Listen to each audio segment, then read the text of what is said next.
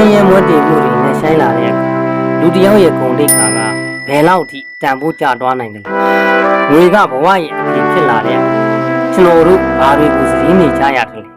တိုင်းပြည်ရဲ့စီးပွားရေးအကျပ်တဲတွေကြားမှာ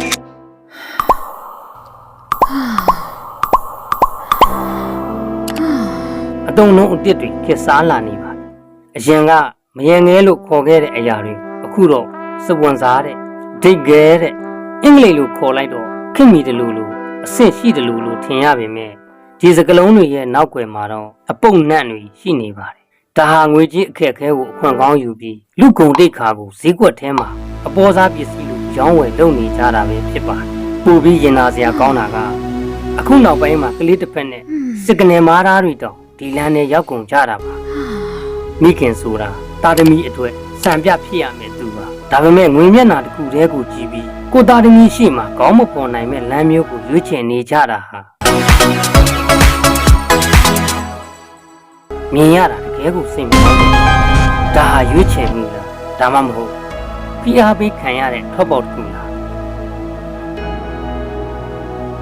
အချို့ကစင်ကြေပေးကြတယ်ငါရောင်းနေတာခန္ဓာကိုယ်ပဲစိတ်ဓာတ်ကိုမဟုတ်ဘူးတဲ့ဒါပေမဲ့ဒါဟာကိုညာနေတာပိုက်ဆံရှိတဲ့လူတွေဩဇာရှိတဲ့လူပြက်ကြီးတွေက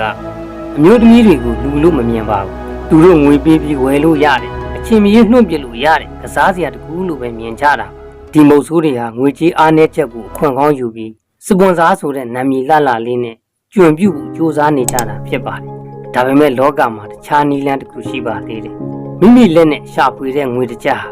သူတစ်ပါးစီကအောက်ကျနောက်ကျခံပြီးရလာတဲ့တိမ့်တရာထက်ပိုပြီးမြင့်မြတ်ပါတယ်ဈေးတဲ့မာလေးတွေစက်ရုံအလုပ်သမားလေးတွေကိုယ့်အရေးချင်းနဲ့ကိုရုန်းကန်နေတဲ့အမျိုးသမီးတွေဟာတကယ်ကိုလေးစားစရာ